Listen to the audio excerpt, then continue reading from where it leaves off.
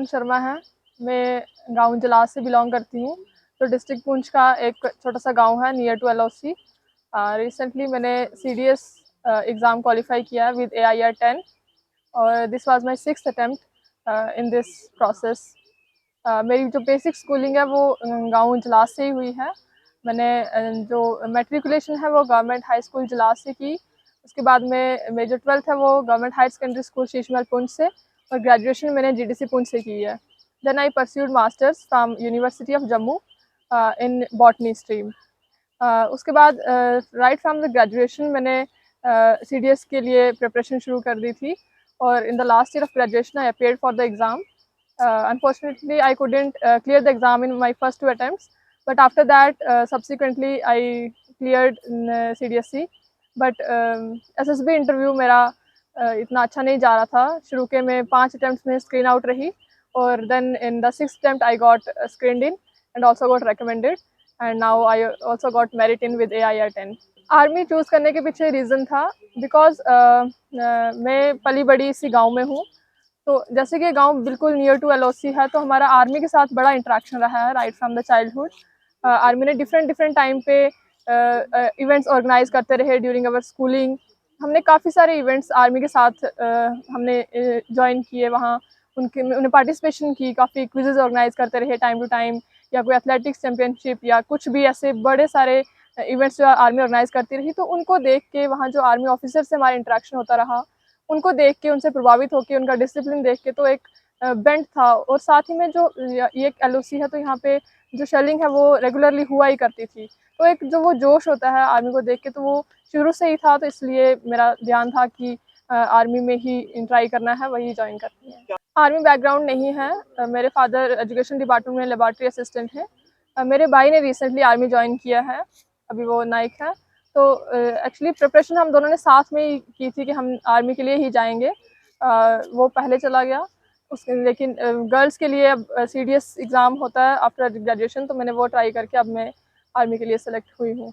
देखिए 12th के बाद ही मन में था कि आर्मी में ही ट्राई करना है।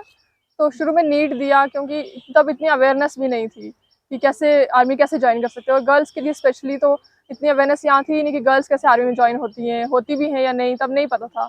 तब ये था कि नीट अच्छे से अच्छा रैंक लाओ नीट में और एएफएमसी ज्वाइन करो, लेकिन वो तो नहीं हो पाया। फिर आफ्टर ग्रेजुएशन में ही पता चला कि आप थ्रू सीडीएस आप आर्मी ज्वाइन कर सकते हो, गर्ल्स ओटीए के लिए जा सकती हैं। तो ग्रेजुएशन के टाइम से ही प्रिपरेशन स्टार्ट कर दी और ग्रेजुएशन के लास्ट ईयर से मैंने एग्ज़ाम देना स्टार्ट किया। उसके बाद मेरा फिर सीडीएस, उसके बाद पता चला कि एसएसबी इंटरव्यूज़ भी होते हैं। और आज भी यहाँ बड़े सारे बच्चों को नहीं पता कि एसएसबी क्या है, एसएसबी इंटरव्यू क्या है। अब मुझे लगता है कि अब बच्चों को जो ये अब पता चला है कि सीडीएस भी कुछ है, एसएसबी भी कुछ होती है, तो अब काफ़ी सारे बच्चे इसके लिए भी आगे आएंगे और अच्छे रैंक हासिल करेंगे। देखिए एक गाँव है ये अभी, यहाँ इतनी डेवलपमेंट आपको नहीं देखने को मिलेगी। तो तब भी जब हमारी स्कूलिंग टाइम था तो यहाँ नेटवर्क नहीं था, कोई टावर नहीं था यहाँ पे। तो ये अभी यहाँ नेटवर्क आना अभी रिसेंट 2 ईयर्स हुए हैं कि यहाँ नेटवर्क पहुँचा है हमारे गाँव में। तो अब हम इंटरनेट का यूज़ कर पा रहे हैं, पहले ऐसा नहीं था। 11th-12th में बिल्कुल नेटवर्क नहीं था। जब हम पुंछ जाते थे पढ़ने के लिए तो जहाँ इंटरनेट मिलता वहाँ से हम डाउनलोड करके या स्क्रीनशॉट्स लेके घर आते, फिर वहाँ से जो हमें डाउट्स होते वो क्लियर करते थे।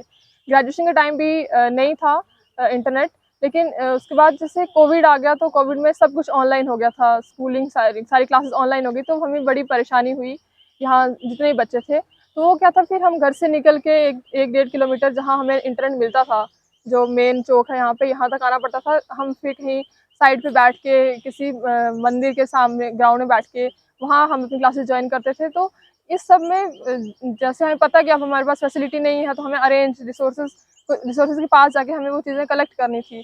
तो इंटरनेट मतलब जहाँ घर से बाहर जाके जो चीज़ें हमें काम पड़ रही हैं वो वहीं से डाउनलोड करके फिर घर जाके उसके पूरे नोट्स बनाने, तो ये सब करके तैयारी करते रहे। क्योंकि हम ये बहाना लेके नहीं बैठ सकते ना कि हमारे पास रिसोर्सेज नहीं है तो हम आगे नहीं बढ़ सकते। You have to step forward.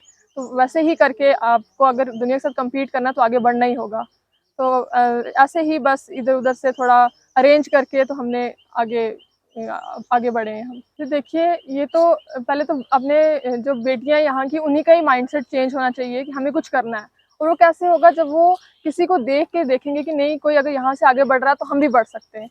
शुरू से ही जब बेटियां छोटी होती हैं तो उनको घर के काम काज में लगा दिया जाता है, तो वो बच्चों के भी पेरेंट्स, बच्चों के भी ऐसा ही मेंटालिटी बना देते हैं कि आपको बड़े होके बस 12th कर ली, ग्रेजुएशन कर ली, अब शादी करनी है और आगे अच्छे से काम चलाना है।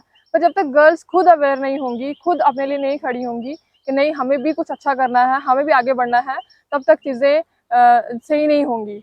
अब पेरेंट्स यहाँ इतने पढ़े लिखे नहीं है, हमारे गांव में सबके पेरेंट्स इतने पढ़े लिखे नहीं होते, लेकिन बच्चे अब स्कूल जा रहे हैं, वो सीख रहे हैं चीज़ें। तो ये बच्चों की वजह से ही ये जो मैसेज है पेरेंट्स तक भी पहुँचेगा कि हाँ, girls are not for cooking and all this purposes, girls are not for only kitchen. वो भी लीड कर सकती हैं आगे चल के, और डेफिनेटली मुझे उम्मीद है कि लड़कियां अब आगे निकलेंगी यहाँ से भी और अपना लोहा मनवाएंगी। हाँ जी, देखिए जैसे कि हमारी इतनी डायनेमिक लीडरशिप हमें मिली है, तो उनका जो प्रोत्साहन बेटियों को मिल रहा है, डेफिनेटली लड़कियां आगे बढ़ेंगी। और आप देख सकते हैं हमारे देश के जो प्रेसिडेंट हैं वो भी फर्स्ट ट्राइबल वुमेन आगे ऊपर आके निकले हैं। कहाँ से वो बिलोंग करके कहाँ किस पद तक पहुँच गए हैं। तो ये चीज़ें देश की लड़कियों को बहुत प्रेरित करेंगी, और जैसे जो हमारे से गाँव की लड़कियाँ हैं डेफिनेटली वो इससे बहुत ज़्यादा प्रोत्साहित होंगी और आगे बढ़ेंगी। कि ये बात तो बिल्कुल मानने वाली है कि आगे जो लाइफ है वो आसान नहीं होने वाली, डेफिनेटली हार्ड है, क्योंकि हमने देखा है कि आर्मी लाइफ कितनी हार्ड होती है, कोई नहीं कह सकता कि आसान लाइफ होती है। तो ये चीज़ को ध्यान में रखते हुए ही मैंने ये फील्ड चूज़ की थी, और मैं डर तो बिल्कुल नहीं है, बिल्कुल हिम्मत से जाएंगे आगे, और मैं पूरी कोशिश करूँगी कि अपना बेस्ट दूँ, अच्छे से अच्छी अपनी कंट्रीब्यूशन दूँ, और ताकि जो भी ट्रेनिंग वगैरह सब कुछ है वो मैं अच्छे से कर पाऊँ और अच्छे से देश की सेवा कर पाऊँ। तो कठिनाइयाँ भी बहुत आई हैं। ये हम बिल्कुल स्टिक बॉर्डर है, 1 किलोमीटर का फासला होगा, 1.5 किलोमीटर का एलओसी का। तो गोलाबारी के दौरान भी हमने तो देखी है, इन बच्चों ने भी देखी है, जब इतना शेलिंग वगैरह ये होते हुए भी इसको भी मद्देनज़र रखते हुए इसने अपना ये स्टडी वर्क नहीं छोड़ा। तो आज मुझे बहुत फ़ख्र है, और मेरे परिवार को फ़ख्र है, मेरे गाँव वालों को फ़ख्र है, और पूरे डिस्ट्रिक्ट पुंछ जे.एंड.के को फ़ख्र है, और ऑल इंडिया जो ये रैंक इसने 10th रैंक पाया है, तो मेरे देश को भी गर्व है। तो बस मैं इतना ही हूँ, और मन में बहुत खुशी है, बहुत प्राउड ऑफ माय डॉटर शगुन शर्मा।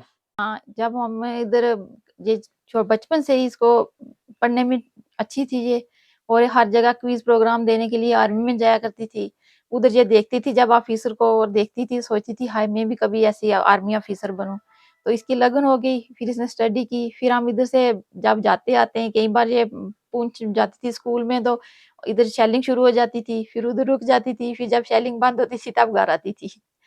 तो कि इसलिए इसको भी अपने मन में बहुत था कि मैं भी कोई कुछ बन के कुछ करूँ, ताकि मैं भी आर्मी ऑफिसर बनूँ और देश की सेवा करूँ।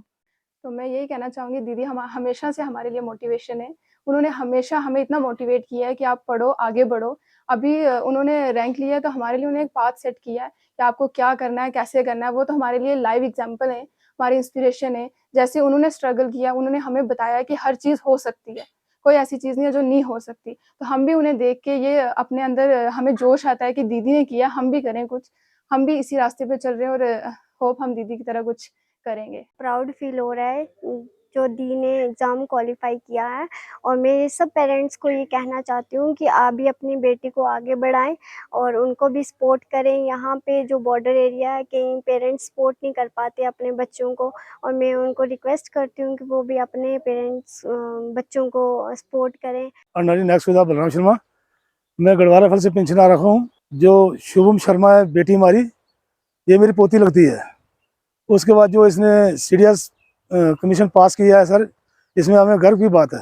एक बच्ची ने एलओसी लाइन ऑफ कंट्रोल 0 पे इसने अपने उस मुकाम को हासिल किया है। और मैं यहाँ के सभी 93 ब्रिगेड के ब्रिगेड कमांडर साहब को मैं धन्यवाद देना चाहता हूँ, और 10 ब्रिगेड के कमांडर साहब को मैं धन्यवाद देना चाहता हूँ कि साहब आपने यहाँ पे बहुत योगदान दिया है, और आपकी सेना बहुत बेस्ट तरीके से काम कर रही है यहाँ पे। ये इतना डिस्टर्ब एरिया था कि एक महीना बच्चे स्कूल नहीं जाते थे। यहाँ पे इतनी फायरिंग होती थी कि हद से ज़्यादा है। सीज़फायर वायलेशन पाकिस्तान के तरफ से हमेशा 1000 बार उन्होंने फायरिंग किया यहाँ पे। यहाँ गोलाबारी जो जितने भी फायरिंग आती थी, लोगों की छतों के ऊपर, लोगों के घरों के ऊपर, स्कूलों के ऊपर, पाकिस्तान की तरफ से हमेशा फायरिंग पाकिस्तान करता रहता है। वो कभी भी किसी तरह से वाई नहीं आता, हो हमेशा कंटिन्यूस कुछ ना कुछ करता रहता है। मैं थोड़ा बच्ची को मॉडिफाई करता रहता हूँ, क्योंकि मैंने आर्मी के अंदर नौकरी की है। हम चारों भाई फौजी हैं। मैं सुबह जाता हूँ थोड़ा, इसको सुबह के टाइम मैं बच्चे इस टाइम से उठना है ना, दिनचर्या इसको बताता हूँ, फौज की रोटेशन के बारे में बताता हूँ, फौज के कामकाज के बारे में बताता हूँ। जो हमारे में से इंस्ट्रक्टर जाते हैं ओटीए में, वो ही ट्रेनिंग देते हैं इनको बच्चों को। तो मैं इसको थोड़ा मैगी रोबल है, ऑप्टिकल जो लगा रखे हमने इसके घर में, वो थोड़ा इसको मैं समझाता हूँ, इसको थोड़ा पीटी कराता हूँ, थोड़ा इसको एक्सरसाइज कराता हूँ, है ना। तो इसको मैं थोड़ा मॉडिफाई करता हूँ, बच्चे ये चीज़ करनी है, आगे जाने में वाले समय में आपको कोई तकलीफ नहीं होगी। 10 गढ़वाल में मैं यहाँ मुझे स्पोर्ट्स कोटे में भर्ती किया था। हम यहाँ से 2 गट्ठे एक साथ, जो ग्राउंड है जलास का, यहाँ से हम भर्ती हुए थे। तो भर्ती होने के बाद सर हमारे गढ़वाल राइफल का इतना बड़ा इतिहास है, गढ़वाल राइफल का हमारा इतना बड़ा इतिहास है सर, हम आपको क्या बताएं। आपने जसवंतगढ़ सुना होगा सर, जसवंत बाबा जी हमारे 72 घंटे चेना को, उन्होंने डट के चेना के साथ सिंगल एक अकेले आदमी ने 72 घंटे चेना को रोक के रखा, कहाँ, अरुणाचल के अंदर। तो हमारे गढ़वाल ग्रुप की हर एक, मैं अपनी बटालियन की, अपनी यूनिट की बात नहीं करता, मेरे ग्रुप की जितनी भी बटालियन है गढ़वाल राइफल की, शेर जवान है, इंडियन आर्मी के सभी जवान शेर हैं। लेकिन क्या, मैं अपने गढ़वाल राइफल का इतिहास बताता हूँ कि हमारा गढ़वाल राइफल का इतिहास बहुत बड़ा तगड़ा इतिहास है। जलास गांव है, ये बॉर्डर के बिल्कुल नज़दीक है और यहाँ से एक बच्ची का सीडीएस एग्ज़ाम क्वालिफाई करना बहुत बड़ी बात है और इससे हमें बहुत खुशी है। और इनकी फैमिली को भी मैं मुबारकबाद देता हूँ और इस लड़की को भी देता हूँ कि जिसकी मेहनत और लगन से जो है आज हमारे गांव का जो नाम है वो रोशन हुआ है। मोदी जी का एक नारा था, बेटी बचाओ बेटी पढ़ाओ, तो उसी नारे को जो है आज हमारे गाँव में, जो हमारा बॉर्डर का लास्ट गाँव है, तो उसमें ये जो शगुन शर्मा है, इसने ये उनका जो सपना है उसको जो पूरा किया है प्रधानमंत्री जी को। तो इससे हमारे देश को और हमारे जो जितने भी जो यूथ है, हमारी जो जनरेशन पढ़ने वाली है, उनके लिए एक नया जो रास्ता जो है वो खुला है, ये अपना आर्मी के लिए।